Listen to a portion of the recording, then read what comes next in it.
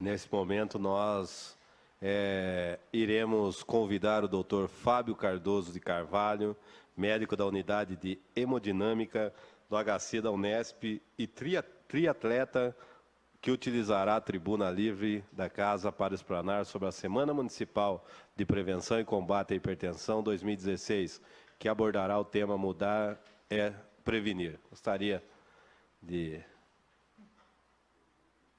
pedir ao vereador que, por favor, gostaria, antes de passar a palavra ao doutor Fábio, gostaria só de registrar que o senhor terá um prazo de 10 minutos para fazer uso da palavra e no final, Vossa Excelência terá aí 5 minutos para responder as indagações dos vereadores, então totalizando um prazo de 15 minutos. Com a palavra, doutor Fábio, queria desde já agradecer essa grande parceria, mais uma vez agradecer a presença do doutor Francisco Habermann, que sempre aí nos puxando a orelha no mau uso do sal, e queria cumprimentar na sua pessoa aos demais médicos aqui presentes. Com a palavra, doutor Fábio. Obrigado, boa noite a todos. Eu gostaria de agradecer o espaço cedido pela Câmara Municipal de Botucatu, na pessoa do vereador Curumim, a todos os vereadores, e também a iniciativa do Dr. Habermann, pelo pioneirismo, pela importância à frente da Associação Botucatuense de Assistência ao Hipertenso.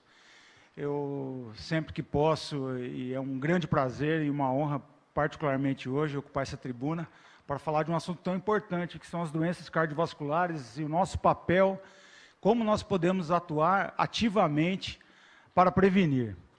Então, vamos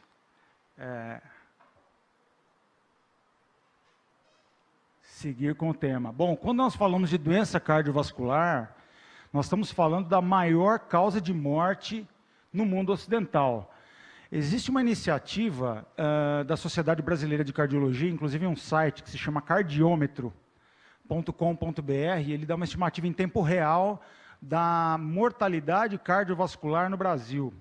Em 2015, foram cerca de 350 mil mortes por doenças cardiovasculares.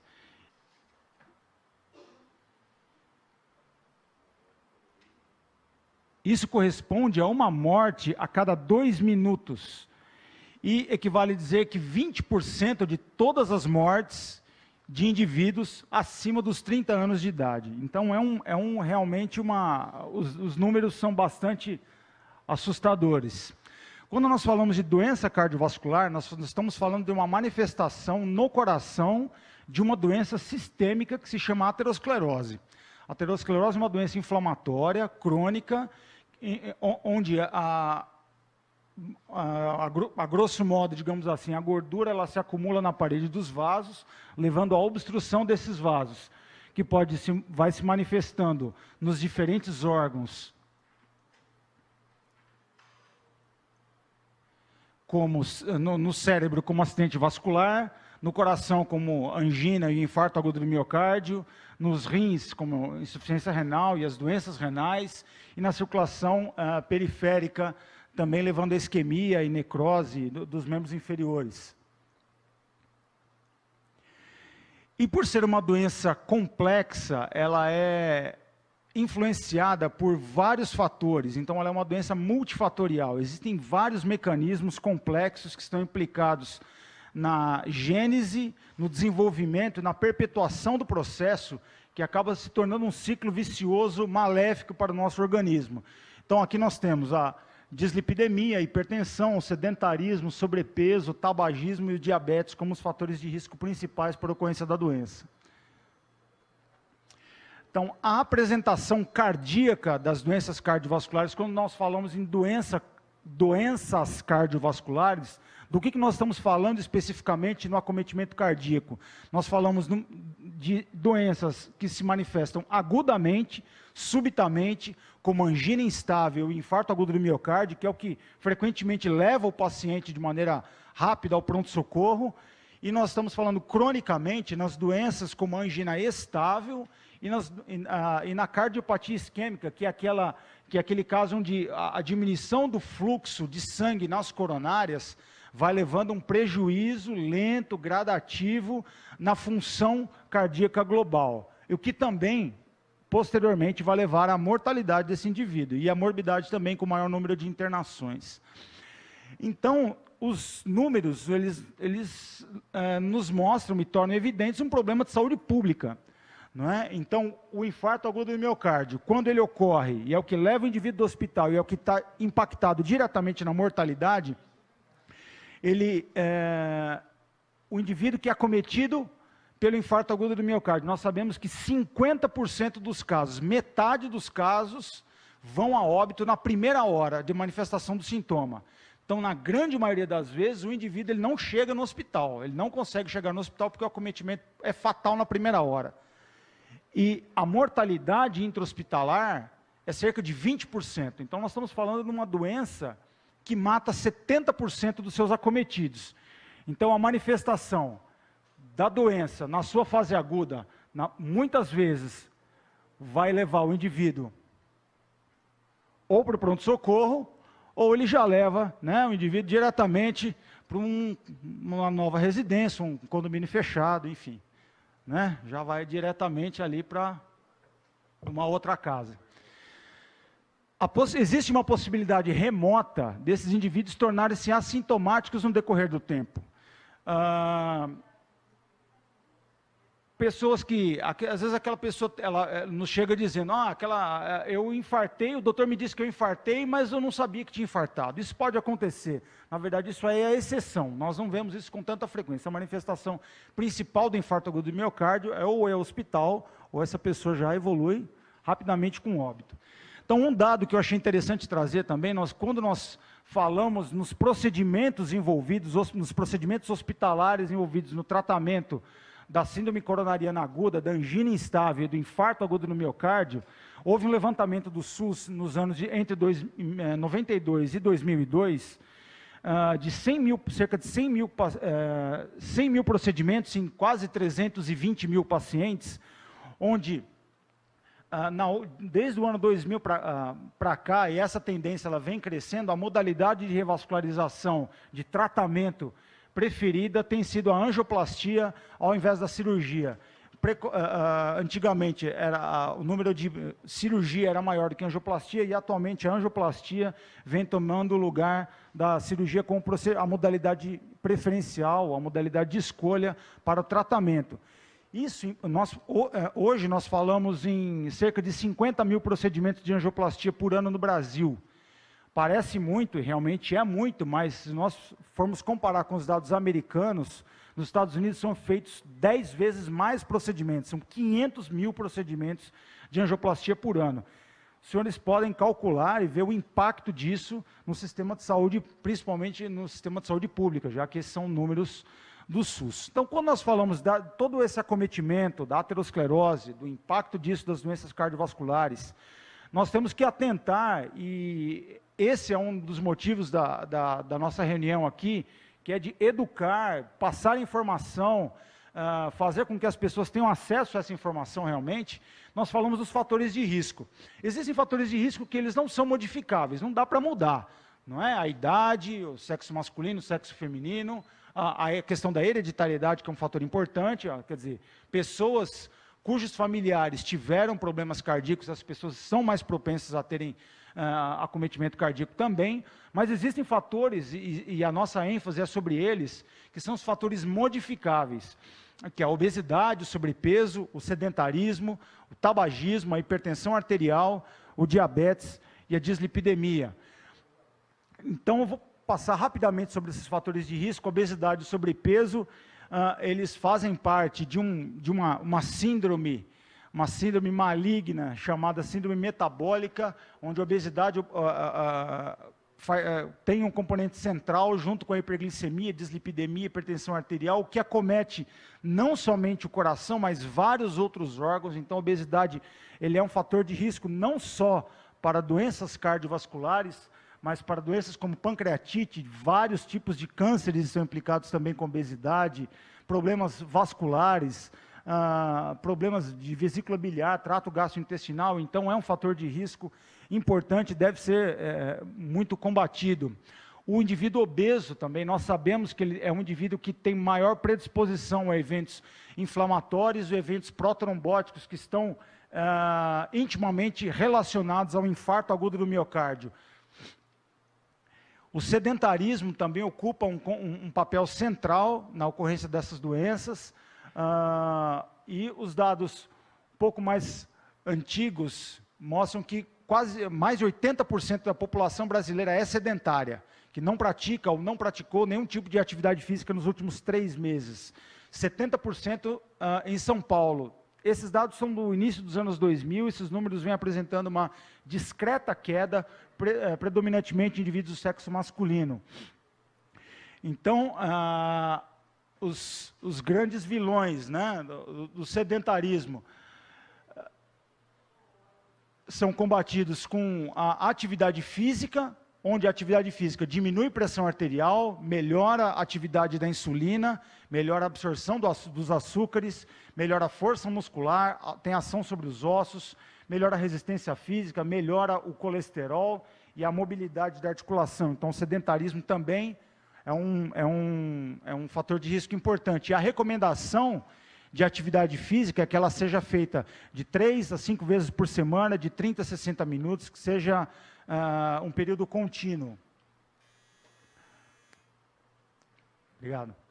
O tabagismo, como um fator de risco isolado, ele é responsável por 1 em cada 5 mortes por doenças cardiovasculares. Ele é o maior fator de risco isolado e que é modificável, ou seja, o indivíduo tabagista, quando ele cessa o hábito de fumar, ele passa a ter a mesma chance de evento cardiovascular do que aquele indivíduo que nunca fumou depois de 5 anos. Então, uma vez que você cessa o hábito de fumar, você rapidamente, entre aspas, 5 anos é um período relativamente curto, ele retorna a uma situação, mesma situação do indivíduo que nunca fumou. E o cigarro, ele é implicado em um risco 2 vezes maior de ocorrência de doenças cardiovasculares. Quando ele é associado à dislipidemia, ao problema de colesterol, ou à hipertensão, o risco passa a ser 4 vezes maior. Quando o cigarro é associado à dislipidemia, problema de colesterol e pressão alta, 8 vezes. Quando você adiciona o diabetes, 11 vezes o risco de doença cardiovascular. Então, nós sabemos que o cigarro é uma verdadeira bomba relógio para o coração. A hipertensão arterial também é um fator de risco modificável muito importante, que é responsável por 40% das mortes por acidente vascular encefálico e 25% das mortes por doença coronária, principal causa de doença renal e insuficiência cardíaca. Isso também tem uma morbimortalidade elevada, custos elevados ao sistema de saúde. No Brasil, a ocorrência de 30 a 35% da população acima dos 40 anos. Nós falamos hoje em 17 milhões de habitantes, então altamente prevalente.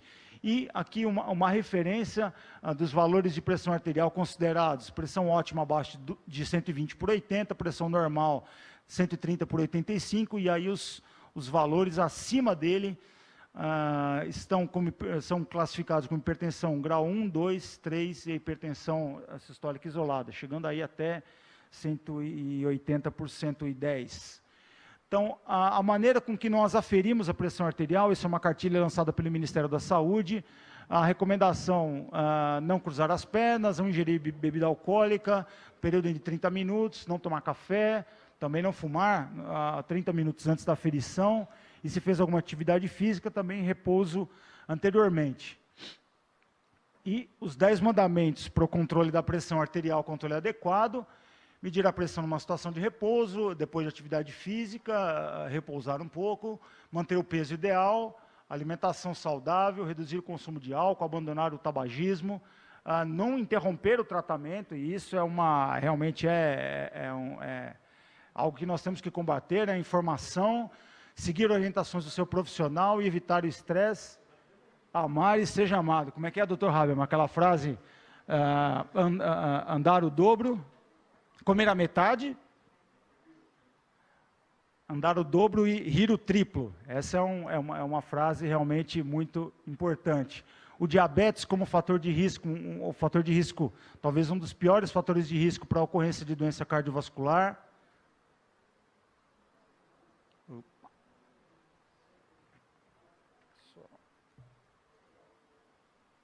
Isso. Quando nós falamos em diabetes, nós estamos falando de uma doença cuja prevalência tem aumentado muito no mundo, e a projeção é até 2030 de que ela aumente mais de 160% no continente africano, 180% no Oriente Médio, na China um aumento de 130%, mas em todos os continentes as previsões são de aumento.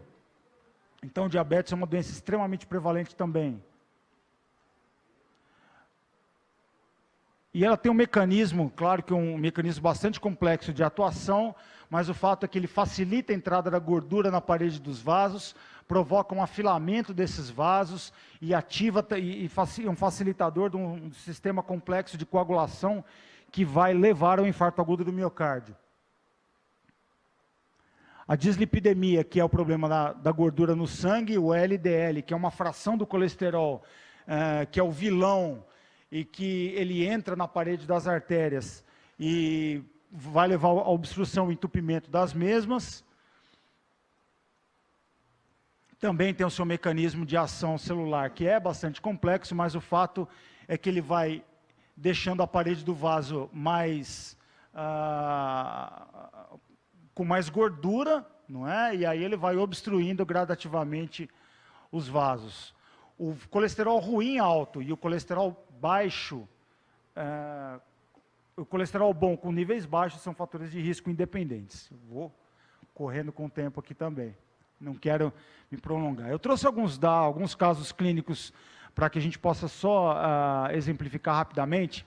O caso clínico número 1 é um doente de 45 anos, sexo masculino, que deu entrada no pronto-socorro com uma forte dor no peito, havia 4 horas, irradiada para o braço, para o pescoço, acompanhada de sudorese profusa, náusea e vômito. Quer dizer, um sintoma bastante clássico de algum acometimento cardíaco.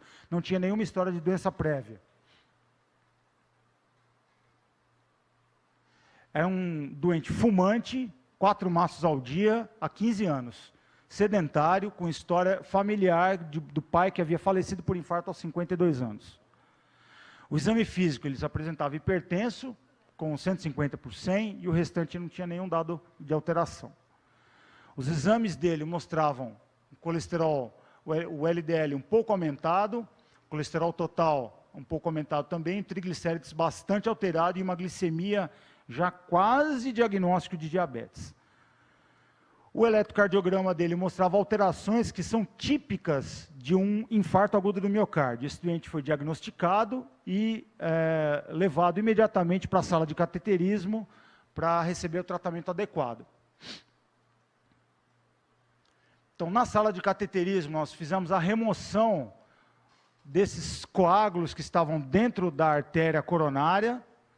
A visão que nós temos no cateterismo, esse é o catéter, né, que chega lá na artéria do coração, e a gente vê uma obstrução aqui, uma interrupção do fluxo sanguíneo na metade dessa artéria.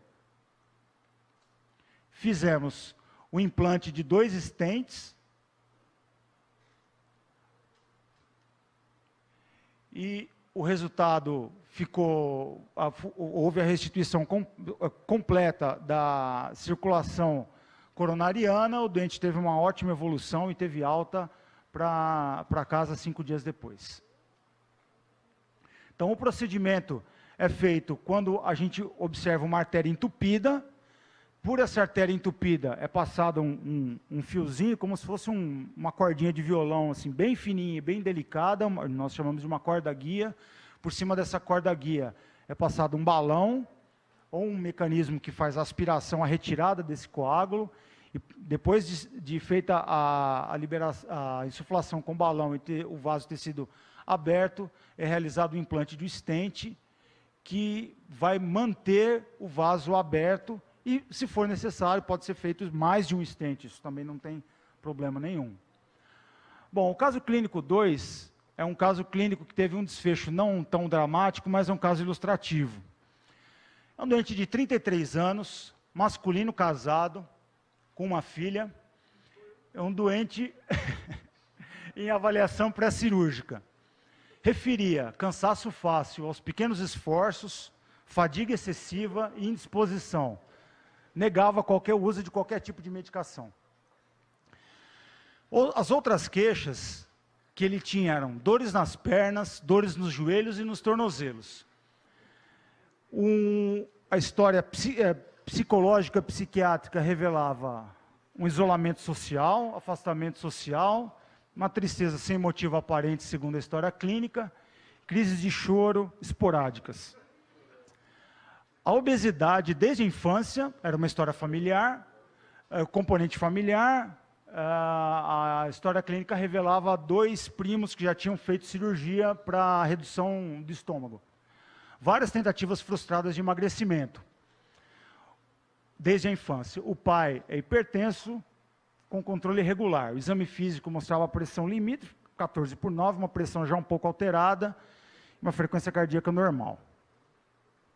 Peso de 145 quilos, altura de 1,76 m e um índice de massa corpórea de 46, que é de um indivíduo com obesidade mórbida. O exame físico mostrava um inchaço nas pernas e o restante mais nada de alterado. Os exames bioquímicos mostravam triglicérides bastante alterado, colesterol total elevado e exames que mostravam uma alteração da função do fígado. O ultrassom mostrava um acúmulo de gordura no fígado, um acúmulo leve. Esse indivíduo nos cedeu algumas fotos, onde a gente vai vendo a evolução. Essa foto é um clássico, né? Segurando 2 filezinhos de picanha, na época que a filha nasceu.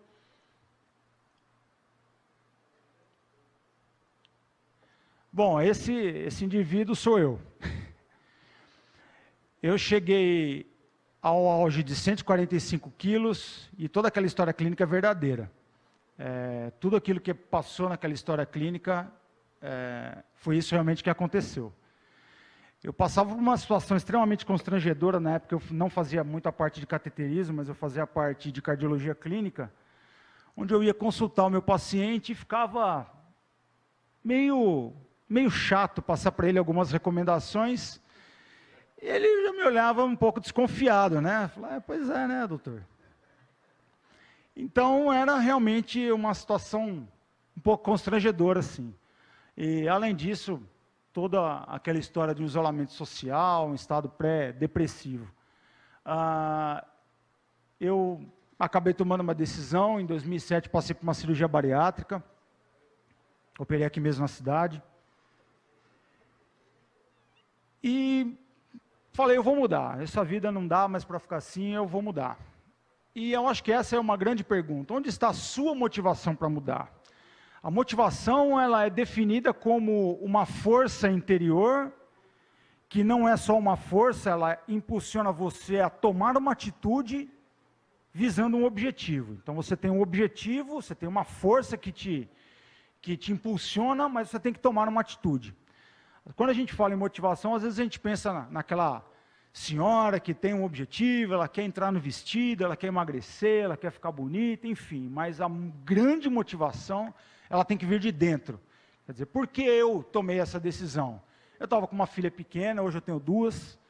Eu falei, poxa, daqui a pouco eu não vou conseguir mais brincar com a minha filha, eu vou ficar sentado aqui, porque eu não consigo, me dói, não consigo brincar, não consigo empurrar um carrinho, não consigo mais fazer nada, além de passar por um certo constrangimento com os meus próprios pacientes. E, além disso, isso tinha que ter um ponto de partida, isso tinha que começar de alguma maneira. Então, a partir do momento que eu operei, eu passei a participar de alguns eventos esportivos. Isso foi em 2009, foi minha primeira corrida de 10 quilômetros aqui na cidade. E no final do ano eu fiz minha primeira corrida de São Silvestre, corrida de 15 quilômetros. Levei essa foto junto comigo e rasguei ela bem picadinha na linha de chegada. Tanta raiva que eu fiquei dela.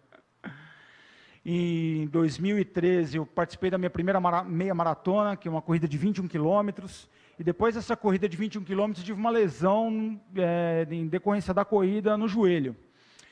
E em decorrência dessa lesão, eu tive que ficar afastado por alguns meses, e eu passei a conversar com outros colegas, e eu tive que diminuir a intensidade da corrida, mas eu também tinha o problema de controlar o peso. Então, me apresentaram o triatlon. Falaram, por que você não faz triatlon? Poxa, eu nunca tinha pedalado, eu tinha pedalado só quando criança, e muito menos nadado, eu tinha também nadado muito pouco, mas aí eu comecei falei, não, vamos fazer isso aí. Treinei um pouco durante um tempo, participei da minha primeira prova em 2013, em Piracicaba. Foi uma sensação, um êxtase realmente cruzar essa linha de chegada pela primeira vez. A sensação é que você é um super-homem, mas é uma sensação muito gostosa. E aí, a partir daí, fui levando a minha família junto comigo, minhas filhas já estavam indo também. No final de 2013, já levei a minha esposa para fazer a minha segunda São Silvestre, a primeira dela. E a partir daí, eu comecei a participar de provas que tinham uma distância um pouco maior. Essa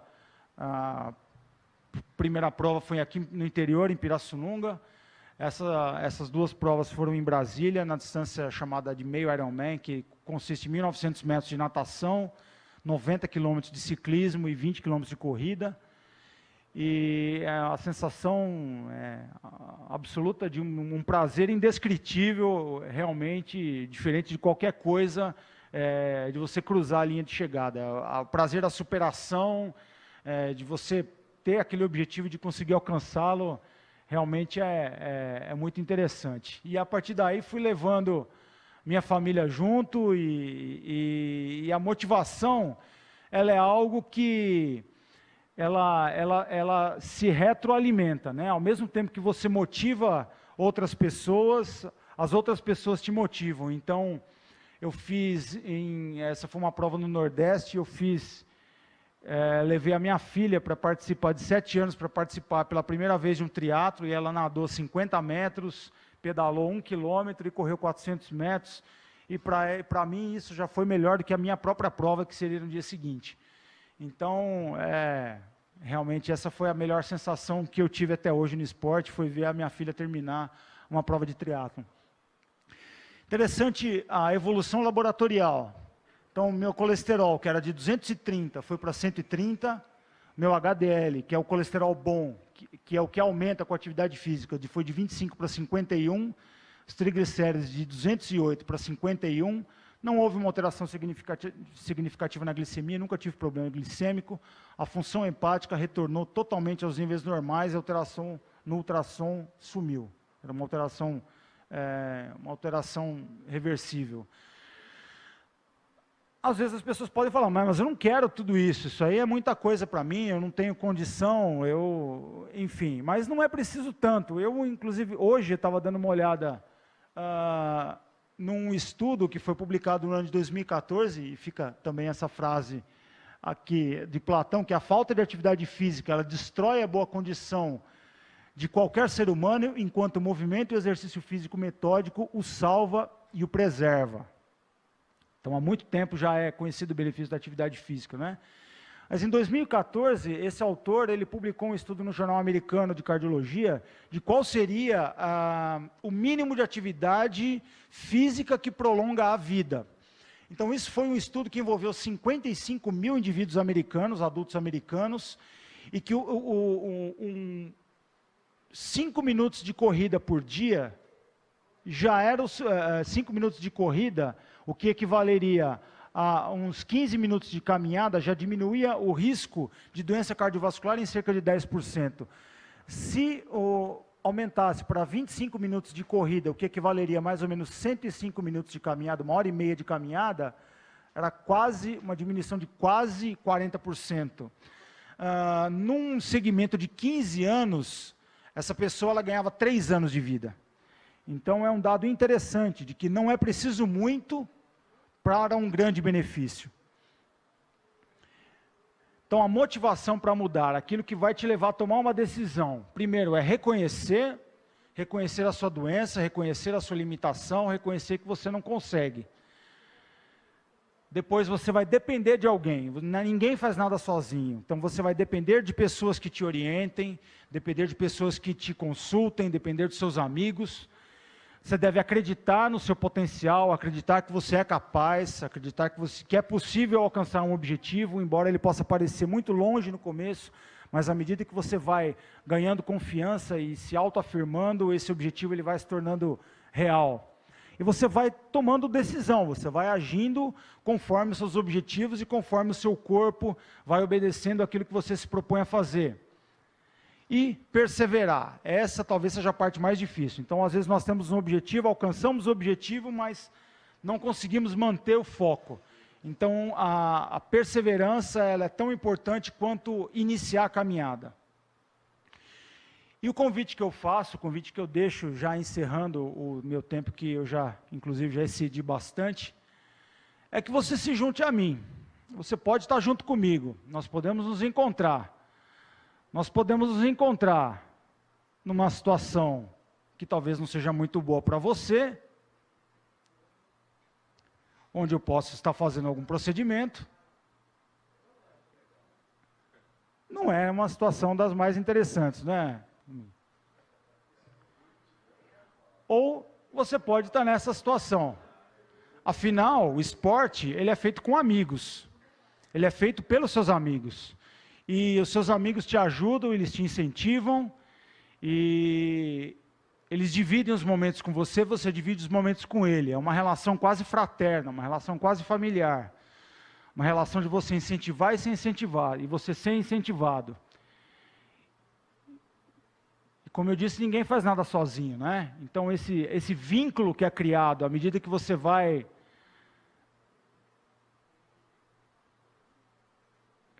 avançando no seu treinamento, você vai avançando nas modalidades, é o que fica para você, é o que fica marcado na sua alma, é o que fica marcado no seu coração. E a família sempre junto, né?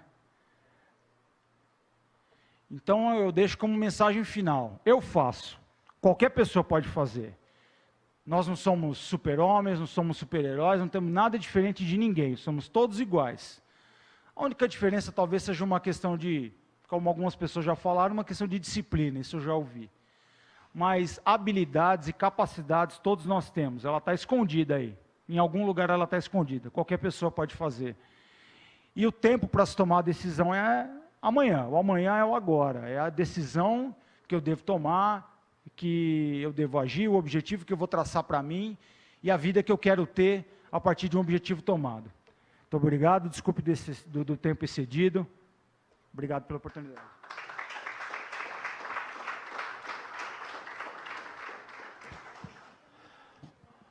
Doutor Fábio, depois do susto aqui, a gente está meio preocupado, viu? Eu acho que eu me enquadrei alguns itens aí. Vamos prosseguir. Cada vereador quiser fazer uso da palavra terá 3 minutos para proferir as suas indagações, suas perguntas ao doutor Fábio. Primeiro vereador Lelo Pagani. Obrigado, presidente. Primeiro, parabenizar o doutor Fábio. Obrigado por todo o seu exemplo, trazer o seu próprio exemplo aqui para nós. Não é fácil as pessoas se abrirem desse jeito, mas se abriram, o senhor se abriu de uma maneira... trazendo um exemplo muito positivo, né? Muito obrigado. Obrigado. Eu acho que Botucatu tem grandes atletas e grandes pessoas que podem, grandes personagens que orientam as pessoas, né? Eu, inclusive, tenho um sobrinho que é personal e ele vive falando para toda a família para que exatamente tudo isso que você disse na nossa tribuna de hoje. Eu quero fazer uma pergunta com relação ao colesterol, que muita gente, né, gordura na parede dos vasos e tudo mais, esse medo todo, e tem muita gente que toma simvastatina, que é um medicamento para baixar o nível de colesterol, né? Simvastatina, afinal de contas, é boa ou não é? É claro que são pessoas que quimicamente já tentaram fazer exercício e tudo mais, e não baixa esse nível de colesterol.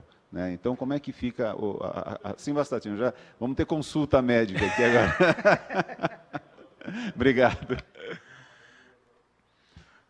Bom, Eu pediria para o doutor Fábio, eu vou pedir para o Fontão dar uma caneta e um papel para a gente conseguir evoluir aqui. O vereador Reinaldinho tem 3 minutos, daí nos 5 minutos finais o doutor pode fazer as suas considerações. Eu só queria, doutor, parabenizar pela explanação e dizer que, sabiamente, o doutor Haberman mandou o senhor como exemplo aqui. O senhor é simplesmente, doutor, o exemplo. Eu não tenho muito o que falar. Né? Eu acho que exemplo maior do que esse para que nós possamos seguir não existe. Né? Eu acho que, inclusive, quando o senhor começou a mostrar as fotografias, acho que ninguém percebeu que era o senhor. Você falou, essa pessoa é eu. Então, não tem o que se comentar. Né? O senhor é o verdadeiro exemplo que veio na Câmara para nos passar esse ensinamento, que cabe que cada um de nós tenha um pouquinho de vergonha, né? Um pouquinho de brio, para fazer tudo isso daí, ou pelo menos metade do que o senhor fez, e para que a gente possa ter uma boa saúde. Era isso só que eu queria dizer, e que foi uma grata surpresa, né? Que o senhor mostrou na prática, né? O retorno de quem pratica o condicionamento físico, seja de uma forma, seja de outra, o que acontece, o início e depois o final. Então, obrigado. Parabéns, muito obrigado, e que seja passado essa informação, acho que para todas as pessoas. Né? Quero dizer que o senhor é o exemplo, não há o que se comentar mais nada, mas muito obrigado. Parabéns, doutor. Próximo vereador, vereador Carlos Trigo, depois vereador João Elias. Obrigado, senhor presidente. Parabéns, doutor Fábio, pela fala. Gostei muito. Fiquei, no começo, imaginando, né, o que ia ser o final. E no final, o próprio que estava falando, estava contando da vida dele. Achei muito interessante. E eu também participo de esporte, pratico esporte. Também atleta para pessoa com deficiência. E além da gente poder participar e convidar os amigos para participar, levar outras pessoas para participar, é muito gratificante, é muito bom. E quando a gente cruza a linha de chegada, melhor ainda, né, doutor? Muito gostoso. Parabéns pela fala, gostei muito, achei muito interessante, uma das melhores tribunas aqui nesta casa, com certeza. Próximo vereador, vereador João Elias. Doutor Fábio, parabéns. Parabéns pela explanação, pela clareza, objetividade e alerta testemunhal. Quer dizer, não tem como a gente não levar essa mensagem. Mas não é consulta, mas eu tenho pressão alta. Mas uma questão. A caminhada, ela... Porque muitas vezes fala que tem que participar da academia, fazer todas as atividades. Mas tem pessoas que gostam só de caminhar. Ou não gostam tanto de caminhar, mas é o mais fácil. Essa questão, como é que ela é vista na condição da especialidade? Mais algum vereador? Vereadora Rose.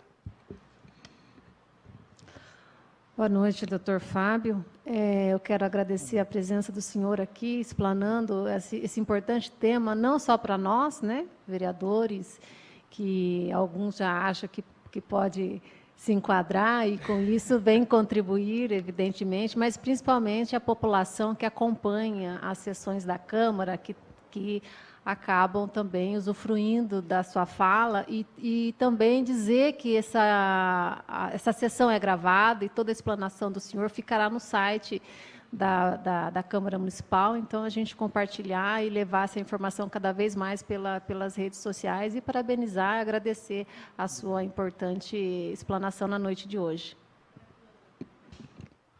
Vereador Carreira.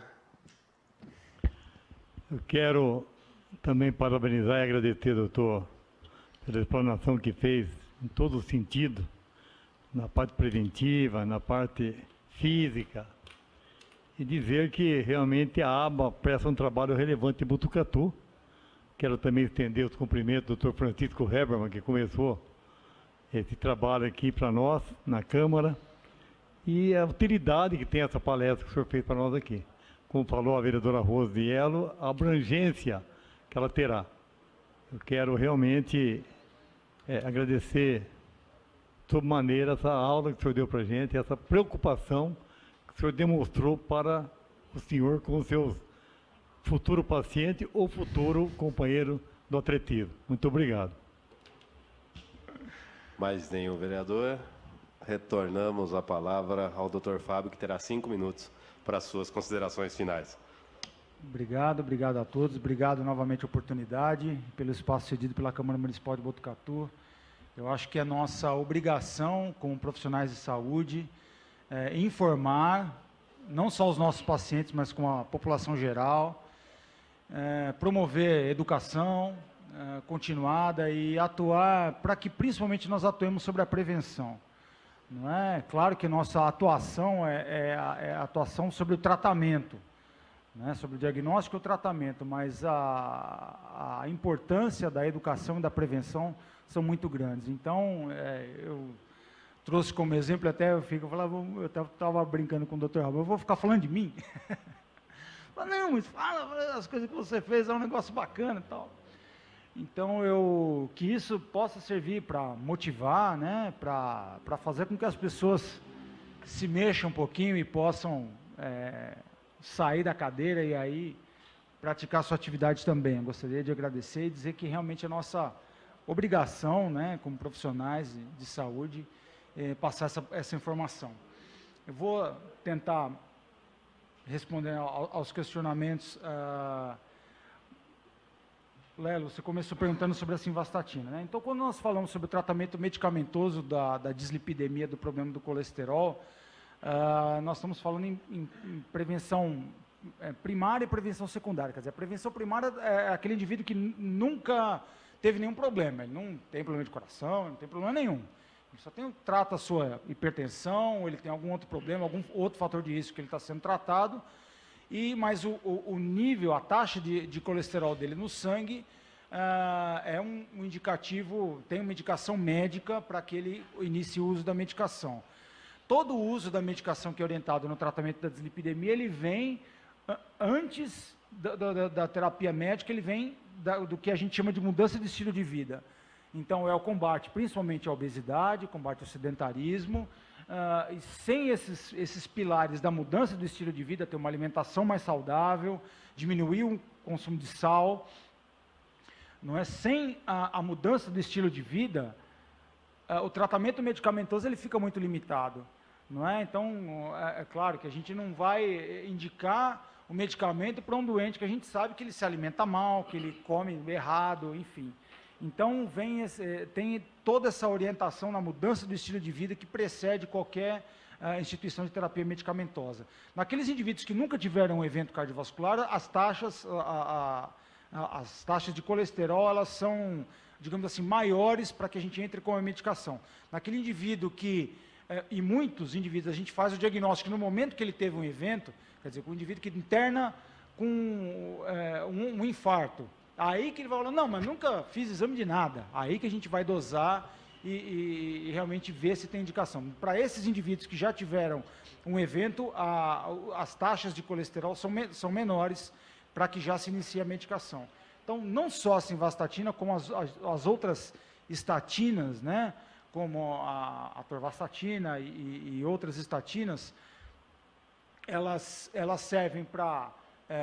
ajudam a retirar o colesterol ruim da parede dos vasos, melhorar os níveis de colesterol bom e também diminuir os triglicérides. Elas têm a sua indicação clínica concreta, que deve ser feita, mas deve-se tomar alguns cuidados, principalmente com a alteração da função hepática. Algumas estatinas eles podem promover alguma alteração da função do fígado e pode também promover alguma alteração de enzimas que a gente fala de musculares. Então, eles podem provocar alguma quebra muscular, alguma lesãozinha muscular. Então, mas nada que não seja também monitorado com exames de sangue. Então, na instituição do tratamento, a gente já pede no retorno breve exames de sangue que vão monitorar isso, tanto a função do fígado quanto a função muscular, e havendo alguma alteração, ou se diminui a dose, ou troca-se por um outro remédio, enfim, isso não há problema. Mas nesses casos, tanto na prevenção primária, aquele indivíduo que nunca teve problema nenhum, quanto na prevenção secundária, as estatinas realmente elas são boas e são muito úteis. Agradecer as palavras também, né, todas essas palavras dos vereadores pela atividade, e esclarecer também algo que eu não falei, que a modalidade que eu pratico ela não é competitiva, digamos assim, no sentido de eu não sou alguém que está lá brigando pelo pódio. Então, na verdade, o meu grande objetivo é completar os desafios aos quais eu me proponho fazer. Então, eu acho que essa deve ser a nossa motivação, quer dizer, completar os objetivos, vencer os limites próprios, né, das dificuldades próprias, e que não são somente físicas, mas são no sentido de você lidar com família, com trabalho, com as outras né, coisas que você tem para organizar na sua vida, encaixar a atividade física dentro de tudo isso daí. Então, isso também a gente tem que equacionar para não prejudicar nenhum dos lados envolvidos, e dizer que realmente o grande prazer está em completar uma atividade, em fazer uma atividade e não necessariamente brigar pelo pódio. Isso é absolutamente secundário e não tem nenhuma importância. Gostaria também de parabenizar o vereador Carlos Trigo pelas suas palavras e dizer que o esporte ele é inclusão, além de ser saúde, além de ser vida, ele é inclusão, e os portadores de necessidades especiais eles têm tido cada vez mais espaço, embora exista muito a ser feito ainda para que mais portadores de necessidade possam praticar a sua atividade esportiva com segurança e com prazer, mas dizer que os nossos desafios, as nossas superações, elas têm muitas coisas em comum, vereador, e eu reconheço no portador de necessidade especial alguém que é um vitorioso e que merece muito mais daquilo que eu mesmo já fiz aqui e já pude compartilhar. Agradeço e parabenizo o senhor por toda a sua disposição. O vereador João Elias perguntou sobre a questão da caminhada, tem um pouco a ver com aquele último gráfico que eu mostrei, que seria o que eles falam que é o limite mínimo para se prolongar a vida. Então, coisa de 15 minutos ao dia, 5 vezes na semana, o ideal é que seja todo dia, mas a gente sabe que às vezes não dá mesmo, mas que seja acima de 4 vezes por semana, já há um benefício. Se você correr um pouquinho, o benefício é maior, mas a recomendação é que seja uma atividade acima de 4 vezes por semana e que seja de 40 a 60 minutos realizado de maneira contínua. Então, a gente brinca, às vezes não vale aquele joguinho de futebol, né? Você vai lá, joga 5 minutos, descansa meia hora, vai lá, joga mais 5 minutos, descansa meia hora, depois vai lá e tem um churrasco e a cervejada depois. Aí também não vale. Então tem que ser uma atividade regular, uma atividade aeróbica, seja ela caminhada, seja ela andar de bicicleta, seja nadar. Então também ficar na academia puxando, vamos dizer assim, puxando o ferro, para esse fim, não tem o benefício. O benefício é a atividade aeróbica mesmo. E agradecer todas as palavras dos demais vereadores, da Rose, do Carreira. Já temos pacientes, alguns lá, que já passaram pela gente, o vereador Curumim e todos os outros que nos... Não, não, nunca passou. Não. Tem que manter a linha, manter esse tipo. Então, gostaria de agradecer a todos, não quero me exceder no tempo, no avançar da hora, e dizer que o nosso serviço está à disposição. Muito obrigado. Doutor Fábio, nós que agradecemos essa aula além de técnica, também uma aula de vida, né? Uma aula que, na realidade, o senhor aí, o doutor, contou uma história de superação que, sem dúvida alguma, é exemplo para muitos. Inclusive, no final, gostaria de pegar o número do seu celular, viu, doutor, para a gente poder tentar fazer uma parceria. Viu? Mas tirando as brincadeiras e um pouco de brincadeira, a maior parte é séria. Queríamos agradecer em nome da Câmara Municipal, doutor Fábio Carvalho, doutor Habermann, comentar, doutor André aqui presente, queria agradecer essa grande parceria que todos os anos é sediado aqui na Câmara, essa data, esse momento que a gente consegue, porque às vezes na correria do dia a dia, a população, nós mesmos vereadores, não se atentamos à importância que é a saúde da gente. Às vezes nós aí ficamos na correria de soluções de problemas no cotidiano da gente, esquecemos de cuidar de si mesmo, de si próprio. Então, cada ano que a gente tem esse momento aqui de reflexão nessa casa, é um momento de muita alegria e, acima de tudo, reflexão. Então, queria agradecer mais uma vez ao Dr. Fábio e que todos os anos nós tenhamos, aliás, eu acho que nós poderíamos encurtar essas datas, ao invés de ser ano a ano, poderia ser cada 3 meses aí a gente poder trazer esses desafios relacionados à saúde da nossa população, que sem dúvida alguma é de extrema relevância e utilidade pública a todo botucatuense. Então, mais uma vez, agradeço a sua explanação e conte sempre com esta casa para que nós possamos, aí, em parcerias, levar essas informações à nossa querida população de Botucatu. Obrigado. Obrigado a todos.